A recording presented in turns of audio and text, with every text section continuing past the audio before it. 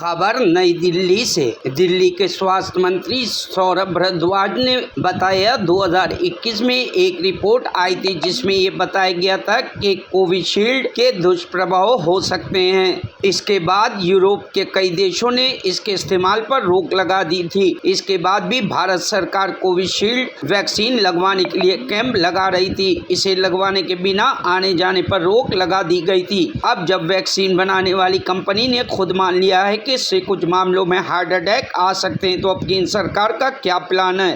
एक बीबीसी की रिपोर्ट मैंने पढ़ी, 2021 मार्च की रिपोर्ट है, यानी कि आज से करीब 3 साल पहले की रिपोर्ट है 2021 की, जिसमें बताया जाता है कि कोविशील्ड के ऊपर शक यूरोप के देशों में तभी शुरू हो गया था और यूरोप के अधिकांश देशों ने कोविशील्ड का इस्तेमाल बैन कर दिया था अपने देशों में। याद रखिएगा, मैं आपको 2021 की बात बता रहा हूं। Germany, Italy, France, Spain, Netherlands, Ireland, Denmark, Norway, Iceland, Austria और कई सारे देश यूरोप के ऐसे थे जिन्होंने उसी समय कोविशील्ड को बैन कर दिया था।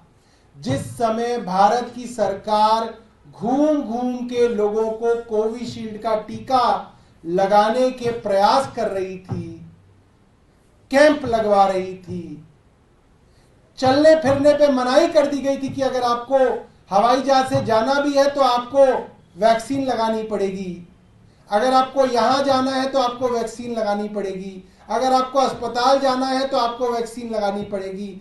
हर जगह वैक्सीन का एक डोरवे बना दिया गया था, थ्रेशोल्ड बना दिया गया था कि वैक्सीन लगेगी तो ही आप ये काम कर सकते हैं। ऐसे कई जरूरी कामों के ऊपर वैक्सीन की कंडीशन लगाई गई थी।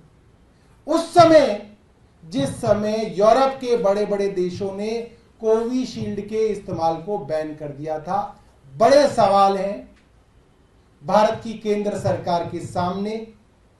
उन सवालों का जवाब 2021 से 2024 तक नहीं दिया गया, मगर अब जब खुद एस्ट्राजेनेका ने कोर्ट में मान लिया कि उनकी वैक्सीन के साइड इफेक्ट से हार्ट अटैक्स, ब्रेन स्ट्रोक आदि की घटनाएं रेयर केसेस में हो सकती हैं, तो भी केंद्र सरकार चुप बैठी है, नहीं बता रही कि उनका अब देश के लोगों को बचाए रखने का क्या प्लान है। Bureau report, news hub Bharat.